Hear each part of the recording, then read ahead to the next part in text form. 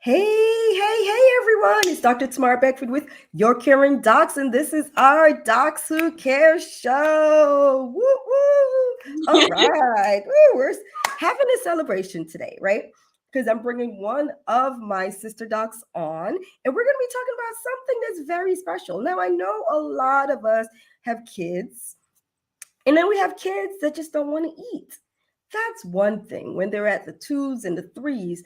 But what do you do when you have your baby and your baby is having a hard time feeding? To the point that they're losing weight and you're stressed out and you're like, what's going on? There's so many things that's running through your mind. And this wonderful doc of ours today is going to go through one of these little known things called FPIEs. Yes, we're not feeding our babies pies here, but you learn all about FPIEs on today's wonderful episodes of our Docs Who Care show. So let me bring our wonderful doc in our Your Caring Docs fashion, right?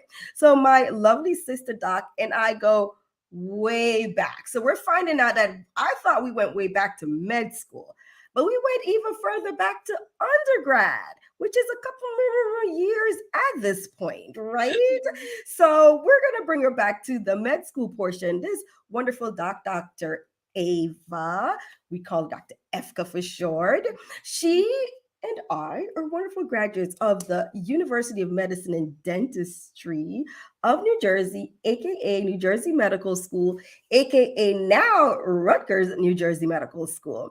She did her family medicine residency at Huntington Medical Center in New Jersey. She is an author of not just one, but two wonderful books to help parents with babies who are having feeding issues. So her first book is on FPIEs, which we're going to talk about, and her second book is the Colic Handbook. So welcome, welcome, welcome, Dr. Ava Cesnek. Dr. Esther.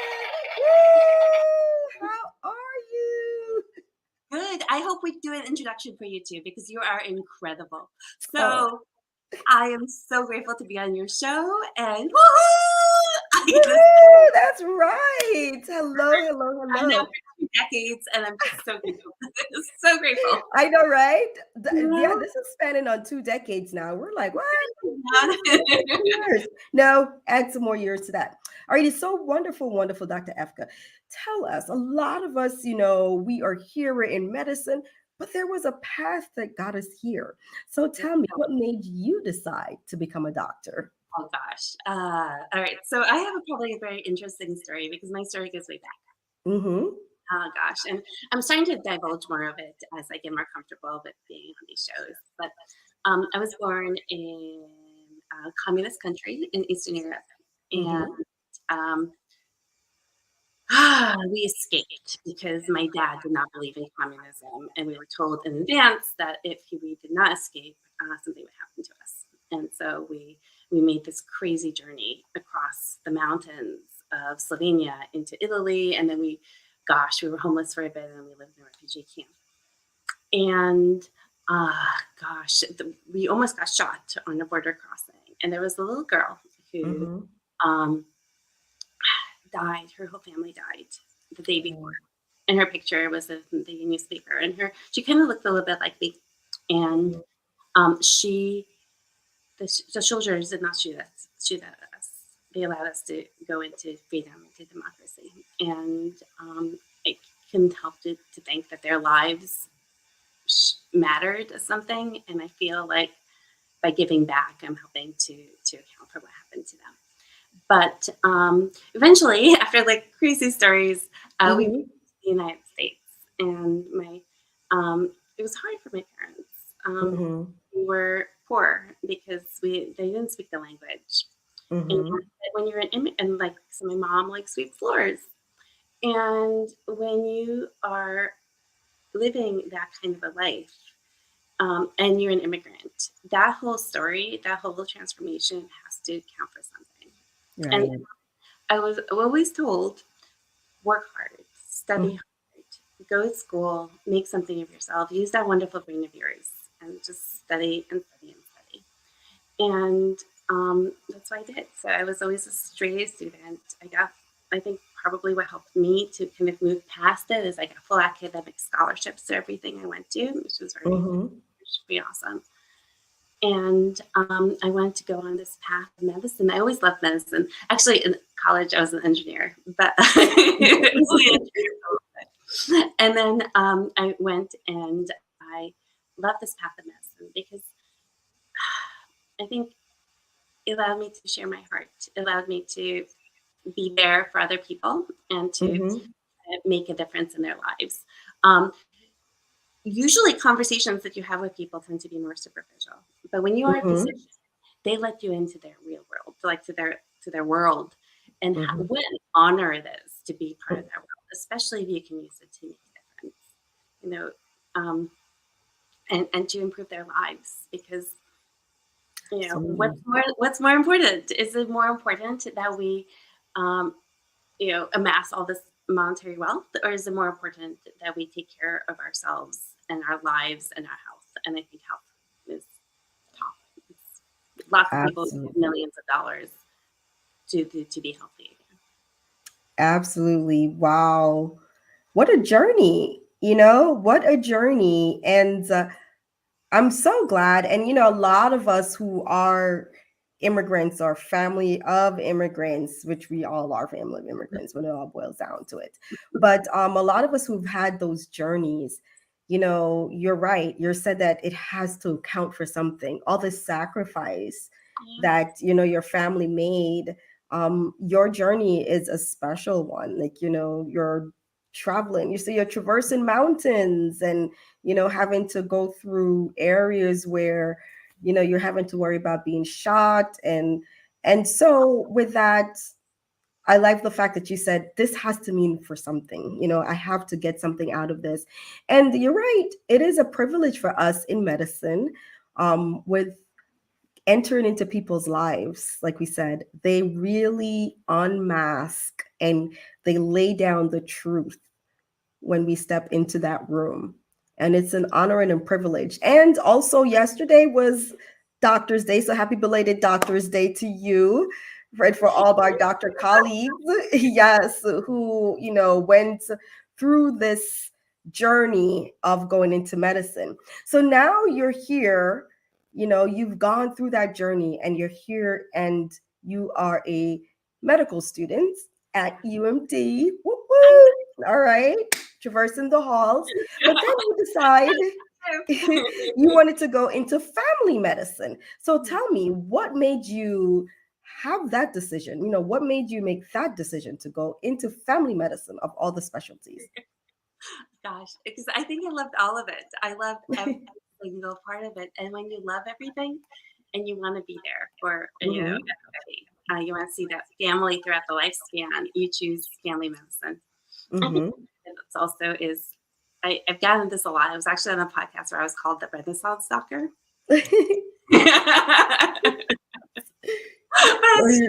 And so I like to know a lot about Mm-hmm. many different things. And when I put my interest into something, if I'm really interested in something, I go after it and I try to learn as much as I can about the topic. And if you do pediatrics, you're confined to a specific age. If you Mm-hmm. do internal medicine, you're also confined to a specific age. But with family Absolutely. medicine, you kind of get to do a little bit of everything. And then I can be that voice for change, both for the the little kids, the little children, Mm-hmm. as well as for people who are older, or for their families or for their parents. Wonderful, wonderful. That's true. The family medicine doctor is a doctor who we said from the cradle to the grave, from the birth all the way on to the geriatric age, Yes. and to help all of our elderly and our wonderful senior citizens out there. That's family medicine from the beginning all the way down to when we do leave this earth. Alrighty, so we're now a family medicine doc, and life is going grand. Woo! And you're off and you're starting your family and boom, there is this change that occurs. So tell us about that story. Oh, you're incredible. Thank you. I'm glad you Mhm. know that story and you're asking about it. So, I was a workaholic for years and years and years. I was a workaholic because I Mhm. loved family medicine, and again, it was just the whole mentality of work hard, study hard, work hard, study hard, make something of yourself. Mm-hmm. And my daughter was such a blessing in my family, and she was born. And it was just supposed to be one of the most joyous years of my life to have her born. Yes. But she was born with medical stuff going on, which was unexpected. Like who expects it? But Mm-hmm. I should just be grateful for the miracle that is her. But um, she was born and she had difficulty feeding, and oh gosh, almost from the beginning. And feeding would take us hours, many, many, many times a day. At one point, Mm-hmm. this crazy schedule where, like hour zero, I would start Mm-hmm. feeding her. Half an hour later, I would stop feeding her. Then I'd have to keep her upright for about like 45 minutes. That's what I was told because of severe reflux. And then I would have her lay down and I'd be able to rest for a little bit. And then 2 hours later, it'd be the same thing over Mm-hmm. and over and over again, repeated as a cycle. And she would not feed. She kept vomiting a lot, a lot. She when she would arch her back, move away from the bottle, kept dropping in percentiles. And it was really, really hard. And she was crying all the time. She was crying and crying and crying and crying. Mm-hmm. And we would see And this. when we say dropping in percentiles, we're really, for those who are not medically inclined, we're saying that our baby's losing weight and Mm, moving from the normal percentile weight range, and her weight range is just getting lower and lower and lower. yeah. Yeah, Yeah. and here I was trying so hard to get her to feed and trying to figure out why feeding was not happening for her, and it was really hard for her Mm-hmm. getting answers and seeing everybody I possibly could, like the lactation consultants and the specialists and the physicians, and just having feeding be really, really hard. And for me, it was like the hardest thing because here I have my miracle, my amazing daughter, and when you don't feeding equals living. And so in Right. my head, I started being worried about things like, is there a chance that my daughter will not make it? Or what's going Oh. on? Or are we looking at feeding tubes and things like that? And that was Mm-hmm. it was hard to come to terms with that and try to figure out how to best help her Mm-hmm. when I felt like I was reaching the limits of modern medicine. Like Right. because I'm a physician, I should know stuff, but there's stuff that just there are no answers for. And then Mm-hmm. like, how do I get those answers, right? Because Absolutely. answers. Mm-hmm. And then going on my another journey to get those answers for people, and not just for myself but for other people, because when you're experiencing a difficulty, you have a choice about what you can do about it. You can just kind of give up, Mm-hmm. or you can do everything in your power because this is your child. So you can Right. do everything in your power to help them. And hopefully by helping them, you're also able to help others and make a difference in the world. Absolutely. So, wow. So, you went on this journey now, and then you found out that your daughter has this thing called F-pies. So, Mhm. now a lot of people are like, okay, what is F-pies? So, please enlighten us on Oh, that. sure. So FPIES, right? It's an acronym, food protein intercalase syndrome. And when my daughter had it, it was like a brand new diagnosis. It just became an ICD-9 code. The specialists who knew about it were few and far between. They have long wait lists. Like you go to a regular doctor, they'd be like, "What is this?" Mm-hmm. I think that there's been a lot of progress since then in non-IgE mediated food allergies. But at that point, it was just all it was like, what do you do? And it was hard to figure it all out. So just so you know what FPIES is, just some of the symptoms. You're gonna have a child who's gonna eat something, and it might be milk, it might be soy, it might be common foods that you don't even Mm-hmm. expect. It might be foods that are common in your baby, like your baby foods, or it Mm-hmm. might be things in formula, like soy and milk, and common baby foods, maybe like rice and oats. And your child is not going to have you. When you think of IgE immediate food allergies, you think your immediate reaction. But in this case, that's not what's going to happen. What's going to happen? Mm-hmm. Your child is going to start vomiting. Usually, somewhere between like 2 to 6 hours. Although it could be like it can vary a little bit. Mm-hmm. and the vomiting can be pretty severe, as well as a couple of minor criteria. So prior reactions to that, changes in stool, very mucousy, very bloody filled stool, often Mhm. dropping in weight percentiles because of just this intolerance and this incredible inflammation throughout the entire digestive tract. Okay. So they're losing weight, they're vomiting, often, like we said, a couple hours after meals, stools changing, mucousy, oral, bloody stools. And like you said, they're losing a lot of weight. So they're not gaining weight at the appropriate range for that time. Right, and So, that varies. Sometimes they continue to gain weight. Depends on how much exposure they get. ah, okay. So it's an intolerance and an allergy, right? So I know that some people who are listening to this, we're using word like, a lot of medical terms, but most people don't understand it. So let's explain it in non-medical terms. So Right. it's food that your body is allergic to, especially the babies, and therefore they're having a reaction to this.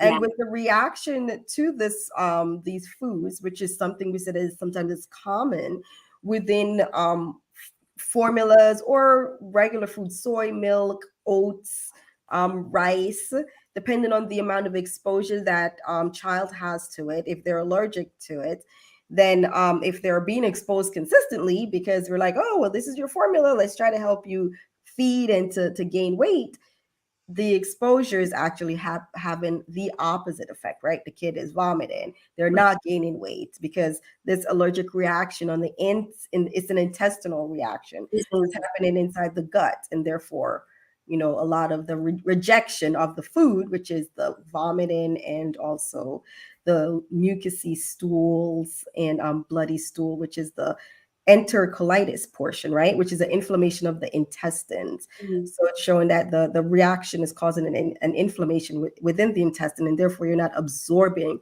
the nutrients that's needed in order to really survive.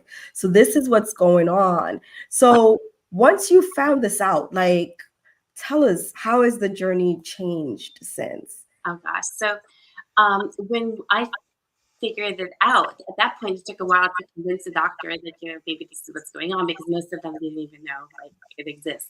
Mm-hmm. Um, and then you're on this interesting journey where sometimes the information you get may not necessarily be the most accurate. So, examples of that would be, and I think that's changed now, but examples of that are your child doesn't use Zofran. If they're vomiting, they don't necessarily, your baby doesn't necessarily use Zofran. Mm-hmm. And yet, which is a medication that helps stop the vomiting. But in cases like FPIs where the baby's vomiting because of this, maybe the proton pump inhibitor, which or the histamine one blocker, that histamine 2 blocker that they're placed on, may not be the thing that helps them the most. Mm-hmm. Be that Zofran to help stop the vomiting. So I think that there was a misconception about that. There's also sometimes this thought that maybe you just switch to like from milk to soy formula, or from milk formula to if you're not breastfeeding to a partially hydrolyzed formula. But Mm. especially in the United States, often these children need to be placed on the elemental formulas right away, and then the elemental formulas can be pretty expensive. Mm. So examples of like it will say you're wondering what an elemental formula is. So it's one that the protein structure in it is broken down into the building blocks of protein. So the proteins go bye bye, and you're left with Mhm. building blocks, which are your amino acids.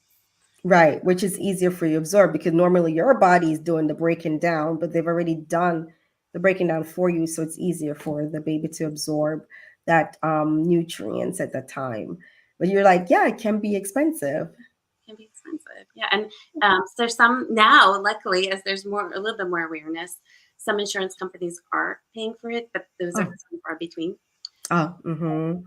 The rest of the families are spending money on formula, on this really expensive formula, and it can be really hard.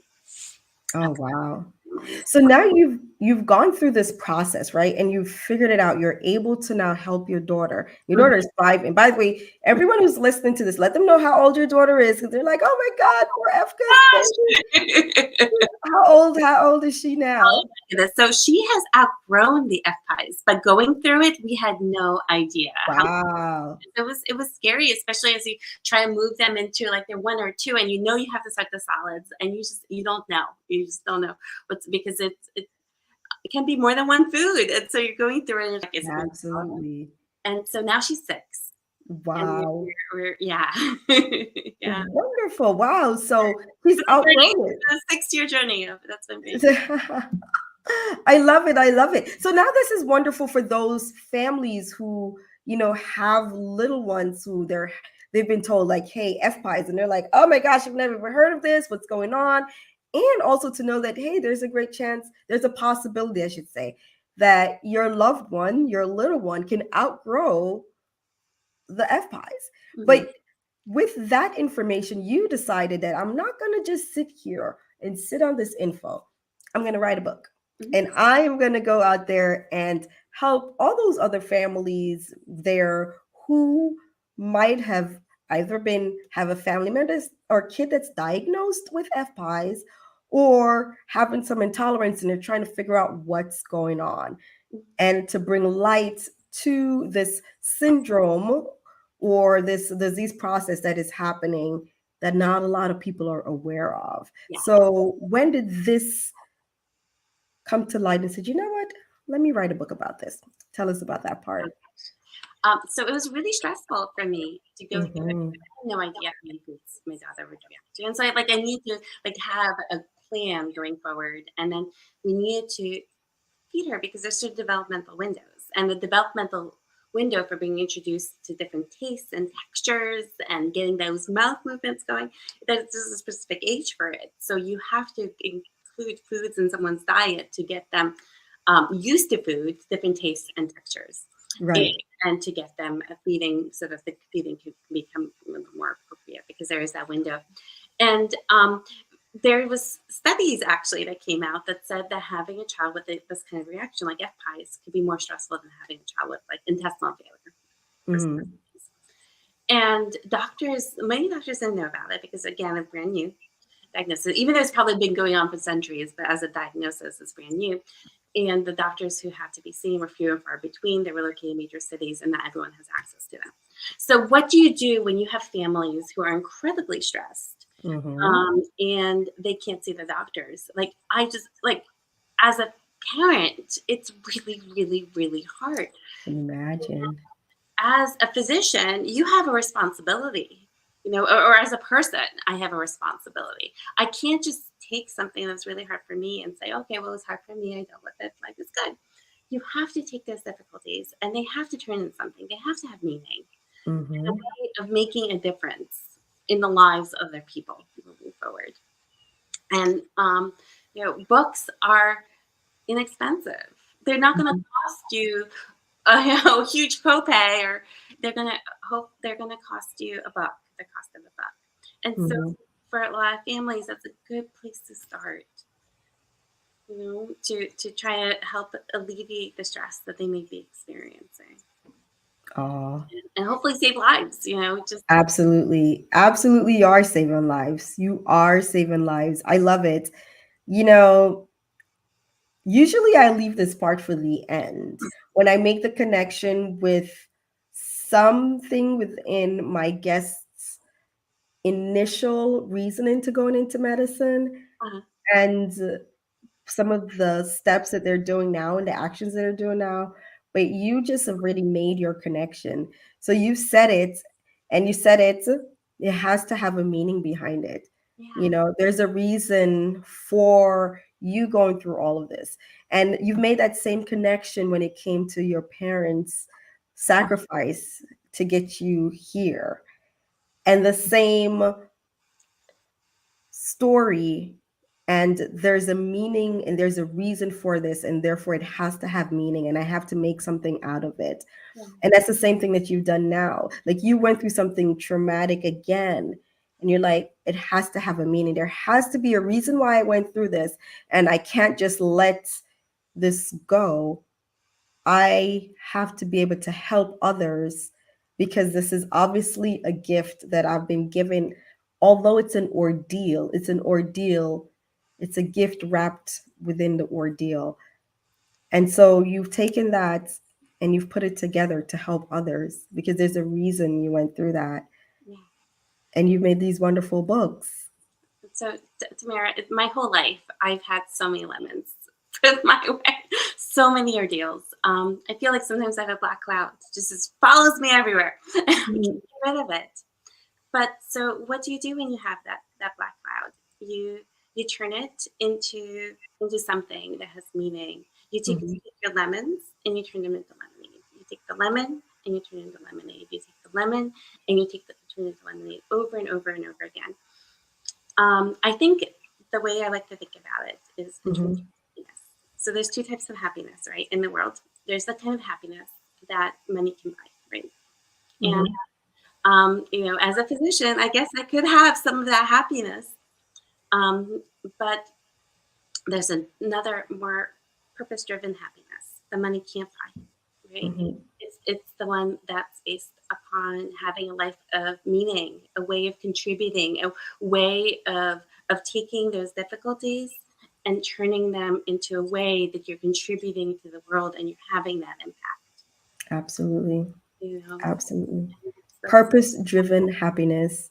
I yeah, love it. I love the way that you're really bringing meaning behind all that you're going through. A purpose driven happiness.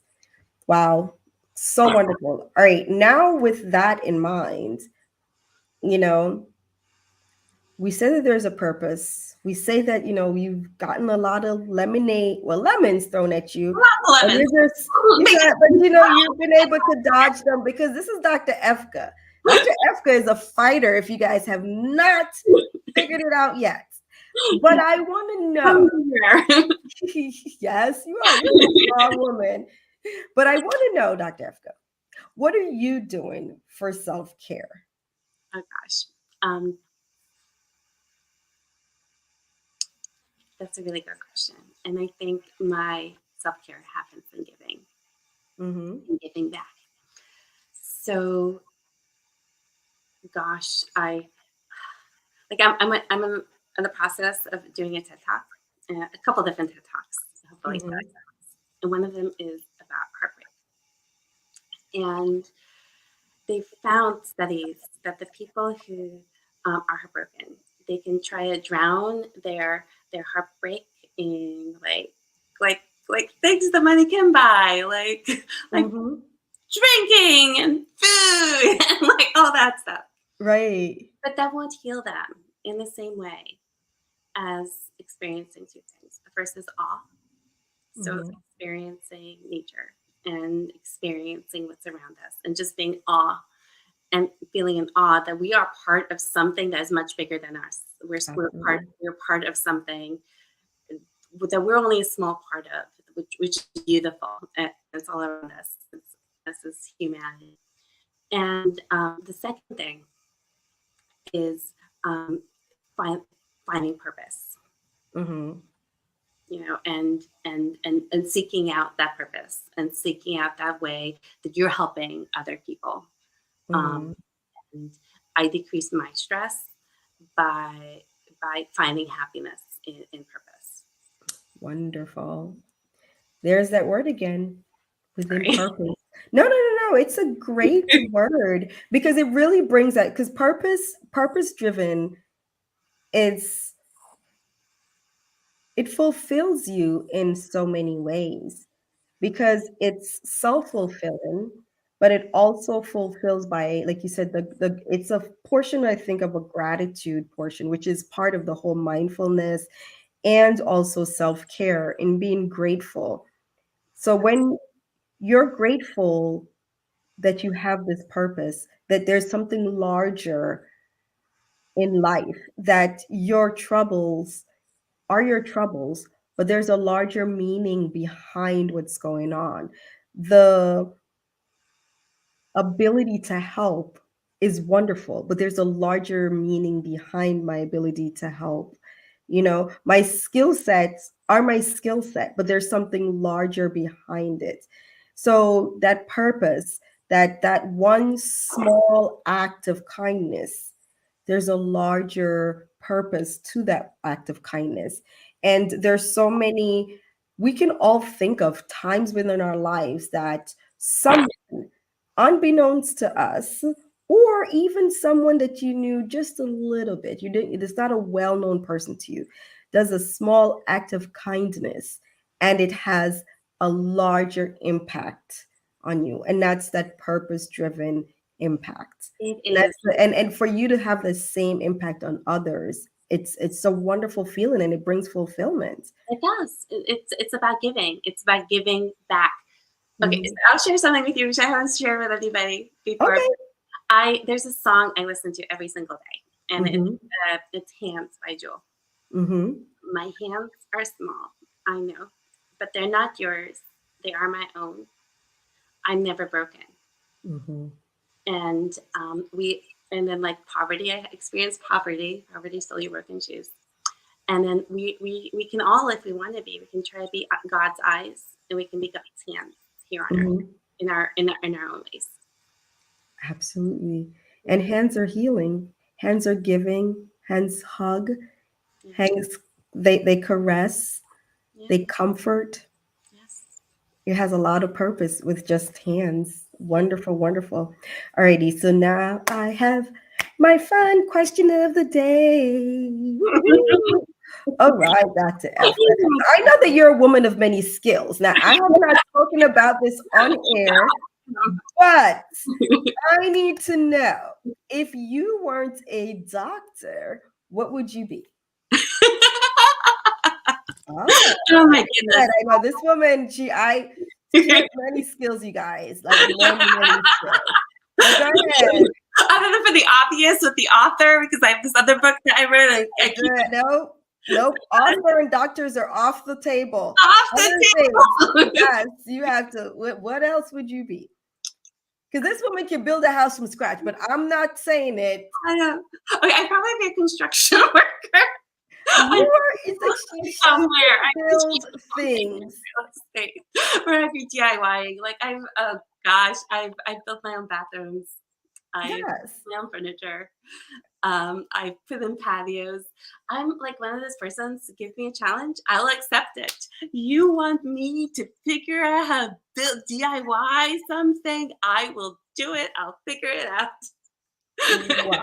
Okay. So if you're a doctor, she'll be building your house from scratch I because could. you told her she couldn't. And she's like, okay, I'm going to figure this out and I'm going to do it. Okay.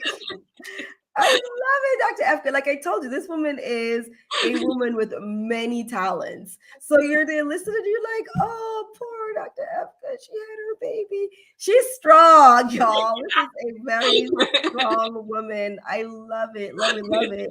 Alrighty, so we have many people who are like listening and they're watching and they're like, oh, wow. Yes, I do know someone who had a baby, or you know what? I'm kind of concerned about my family friend, or hey, I'm having my baby and I'm not really sure, I am going through some of these challenges. Where can I find you? Where can I get some of this wonderful information that you've put together in your handbook?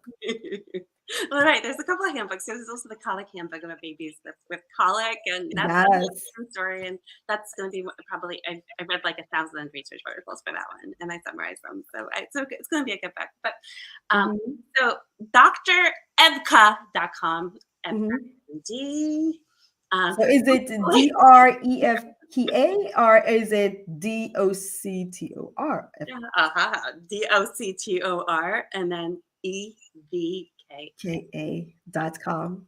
Alrighty. So on drefka.com, you'll be able to enter into the world and get all wonderful information that Dr. Evka has put together in her handbook. She has the F pies and she also has the colic handbook.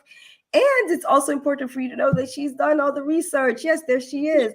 All the research for you, all research based information that she has summarized, easy to digest, no pun intended, but for you and to be able to help all your wonderful babies. The colic, we didn't talk about that much, but colic is another issues that babies go through, the crying, the inconsolable crying. She has the handbook that has this wonderful information. So I know that you're going to go to drefka.com and enter into that world and get some of her wonderful info that she has for you. And I know you're listening to this and you're like, you know what? The doctor was good. She gave some great info and she could build a house from scratch. I like her. So let's give her a five-star review. Yes, go to your Apple. If you have an Apple product, do not hesitate to go to your iPod, if you have your iPhone, go ahead and leave Dr. Evka a five-star review. Let her know how much you enjoyed her interview. Yes, and also remember that this is also available at our YourCaringDocs.com. Yes, go ahead and hit podcast and you'll see her beautiful face. You'll click on the listen here and you'll be able to get access to this wonderful, wonderful interview again. So thank you, Dr. Efka, for jumping on with us here in our Docs Who Care show. You're obviously wonderful doc who cares because you went through this ordeal. You wrote a book about it, and now you're helping all these other wonderful families who are dealing with food allergy or an intolerance, especially for one that was a little known allergies called FPIES. So thank you so much for coming on.